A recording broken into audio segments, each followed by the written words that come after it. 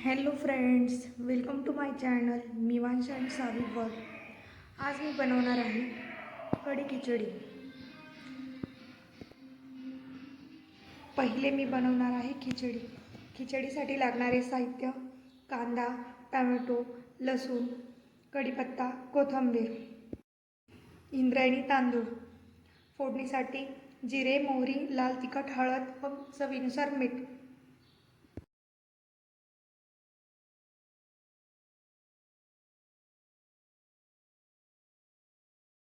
कुकरमध्ये तेल टाकून नंतर जिरे, मोहरी,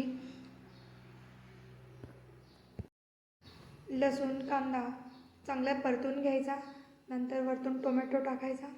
टोमॅटो पण परतून घ्यायचा. नंतर लाल तिखट, हळद, हिंग, चवीनुसार मीठ टाकायचं.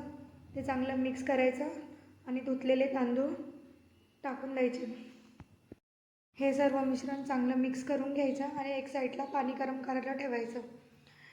खिचडी भातामध्ये गरम पाणी टाकलं तर खिचडी चांगली लागते. अशी साध्या पद्धतीने कढीसोबत खिचडी बनवून घ्यायची. खूप छान लागते.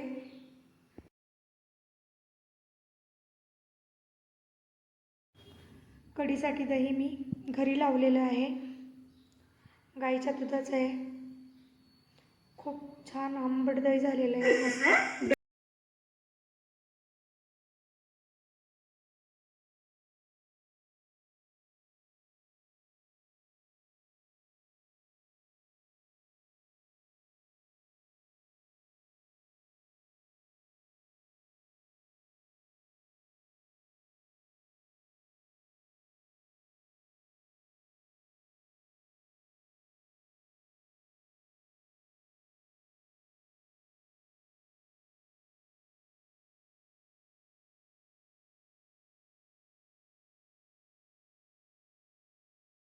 कढीसाठी लागणारे साहित्य: दही, 1 चमचा बेसन पीठ, लसूण, हिरव्या मिरच्या, कढीपत्ता, कोथिंबीर, जिरे, मोहरी, हिंग, हळद व चवीनुसार मीठ.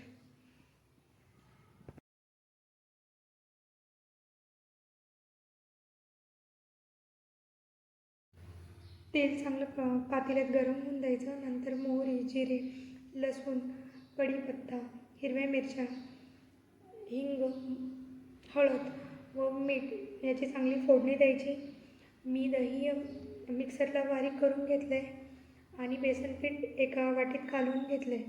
आधी दही टाकायचं, नंतर बेसन पीठ टाकायचं आणि आपल्याला हवं तेवढं पाणी टाकून वरतून कोथिंबीर टाकायची. मंद आचेवर कढी होऊन द्यायची चांगली.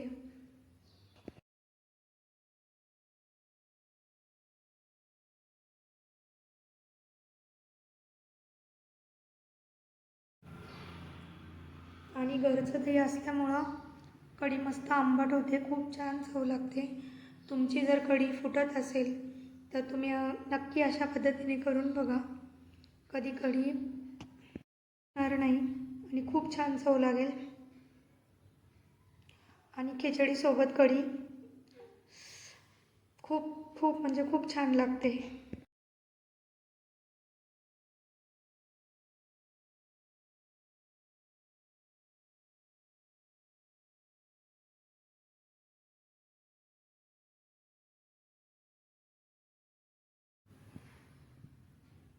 एकदा नक्की बनवून बघा आणि व्हिडिओ आवडल्यास लाईक करा, कमेंट करा. थँक्यू.